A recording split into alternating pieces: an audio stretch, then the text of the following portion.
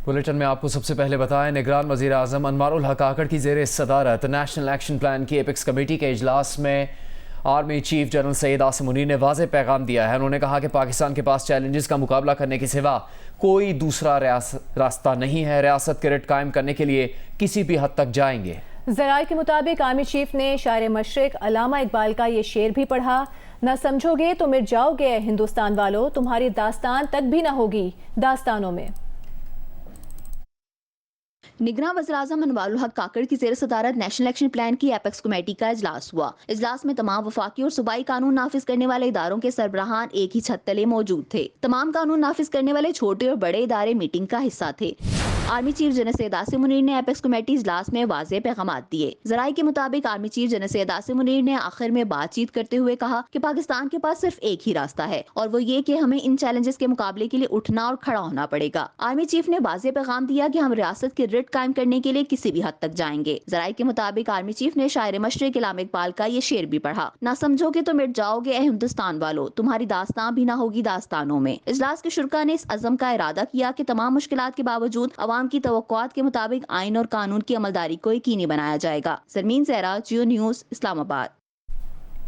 Apex committee इजलास के बाद निगरान वज़ीर दाखिला सरफराज बुगटी ने मीडिया ब्रीफिंग में बताया कि गैर कानूनी तौर पर मुकीम अफराद को पाकिस्तान छोड़ने के लिए 1 नवंबर तक की मोहलत दे दी गई है। पाकिस्तान में गैर कानूनी मुकीम अफराद की जायदादें जब्त की जाएंगी। पाकिस्तान में मुकीम 44 लाख अफगान शहरियों में से 14 लाख रजिस्टर्ड है। किसी की शनाख्त में शक हो तो इसकी तस्दीक के लिए DNA टेस्ट करवाया जाएगा। इलीगल इमिग्रेंट्स हैं, इलीगल सिटीजन्स हैं जो पाकिस्तान में इलीगल मींस के साथ रह रहे हैं, उनको हमने 1 नवंबर की डेडलाइन दी है। 1 नवंबर तक वो रज़ाकाराना तौर पे वापस अपने अपने ममालिक में चले जाएं।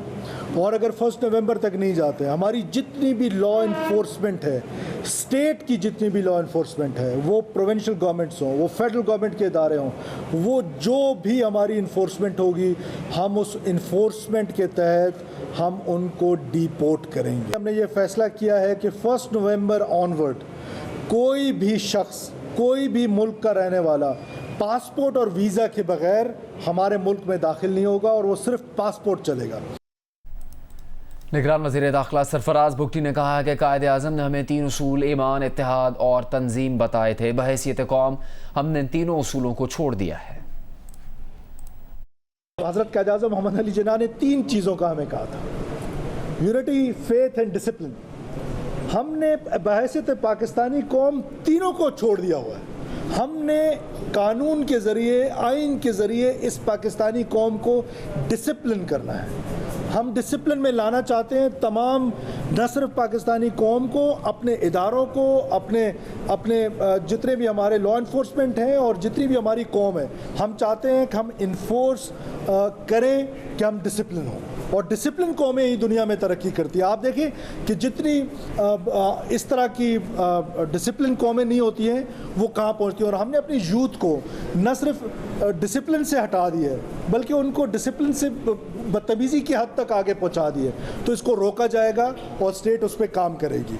साथ साथ कोई इस तरह का ग्रोह, कोई इस तरह की तंजीम जो इस्लाम के नाम पर या इस्लाम की प्रीचिंग्स के अगेंस्ट, रसूलुल्लाह सल्लल्लाहु अलैहि वसल्लम की प्रीचिंग्स के अगेंस्ट अगर कोई इस तरह का जत्था बनाकर अक़लियतों को निशाना बनाता है, अगर कोई हमारी मिनॉरिटीज़ को, जिसकी प्रोटेक्शन हम पर बहैसियत पाकिस्तानी के आइन में भी फ़र्ज़ है, हम बहैसियत मुसलमान हमारे ऊपर लाजिम है कि हम मिनॉरिटीज़ की प्रोटेक्शन करें।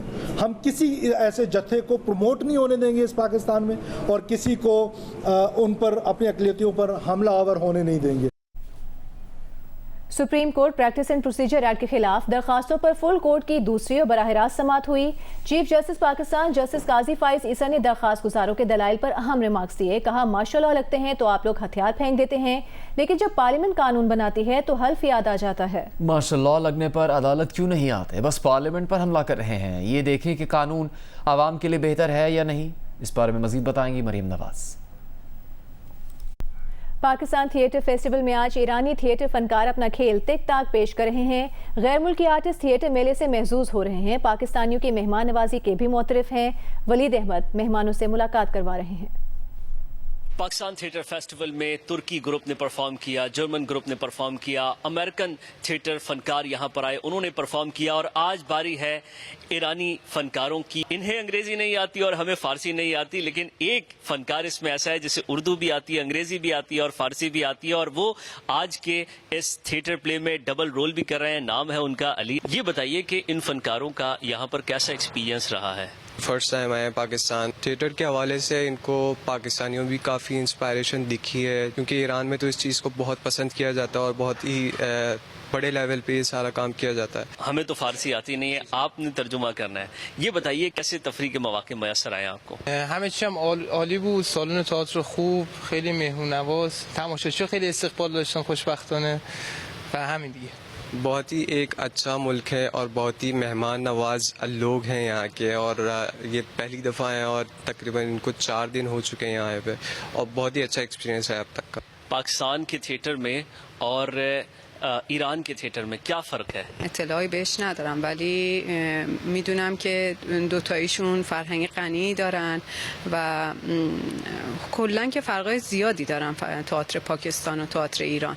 अब तक का जो लोगों का फीडबैक रहा है, जो लोग देखें इन लोगों ने यहाँ पे शोज़ में आ रहे हैं और किस तरह से इस्तकबाल कर रहे हैं, तो उस चीज़ से बड़े इंस्पायर हैं ये कि काफ़ी लोगों को शौक़ है, इस हवाले से इंटरेस्ट है। पाकिस्तान थिएटर फेस्टिवल अब सिर्फ 5 दिन का रह गया है। ऑनलाइन टिकट खरीदिए, यहाँ पर आकर टिकट खरीदिए और इसी तरह बैन अल-अक़वामी फ़नकारों से मिलिए और जो मुकामी फ़नकार हैं उनकी परफॉर्मेंस भी देखिए और मुलाकात भी कीजिए।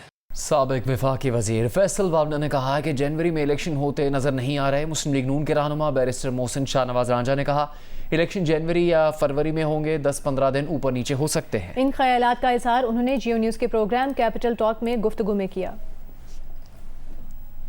ये जो केयरटेकर गवर्नमेंट है सारे काम कर रही है, ये क्रैकडाउन भी बड़ा अच्छा कर रही है, इलेक्शन भी करवा देगी जनवरी के आखिरी हफ्ते में। सर हालात वाक़यात और जो चीज़ें नज़र आ रही हैं, तो मेरा तो नहीं ख्याल था कि जनवरी के एंड तक मुझे कोई नज़र आ रहा है। आगे ज़रूर हो सकते हैं, हो जाएंगे, लेकिन जनवरी की एंड तक तो नज़र नहीं आ रहे। हम ये समझते हैं कि इलेक्शन इंशाल्लाह ताला फरवरी में, इंशाल्लाह जनवरी फरवरी में होगा। जनवरी आप भी फरवरी तक ले गए बात। जनवरी फरवरी मतलब 10-15 दिन ऊपर नीचे हो सकता है। मुल्क में नई पार्टी के हामी साबिक वज़ीर आज़म और रहनुमा मुस्लिम लीग नून शाहिद खाकान अब्बासी ने कहा है कि वो इंतखाबात के कायल नहीं हैं, मौजूदा मुल्की हालात में इंतखाबात कुछ नहीं देंगे।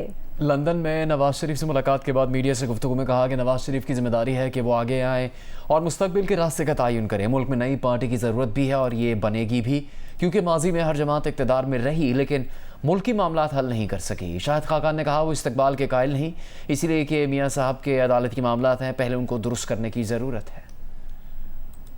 मैंने कहा मैं इंतखाबात का भी कायल नहीं हूँ। जो आज मुल्क के हालात हैं इसके अंदर इंतखाबात आपको कुछ नहीं देंगे। आज सबसे पहले हम सब की जिम्मेदारी है, और सबसे बड़ी जिम्मेदारी मैं समझता हूँ मियाँ नवाज शरीफ की है, जो पाकिस्तान के पिछले 40 साल से पाकिस्तान की सियासत में है, कि वो आगे के रास्ते का तयन करके सबको कायल करें कि इस रास्ते पर आओ।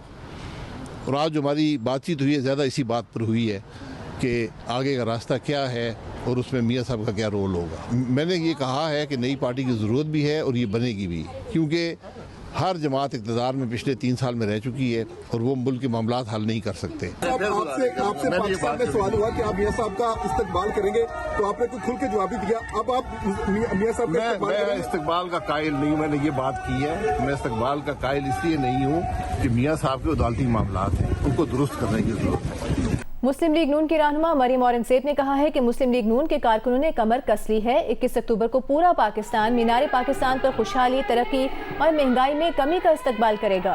पहले भी पाकिस्तान बचाया था, अब भी बचाएंगे, आवाम को खुशहाल बनाएंगे।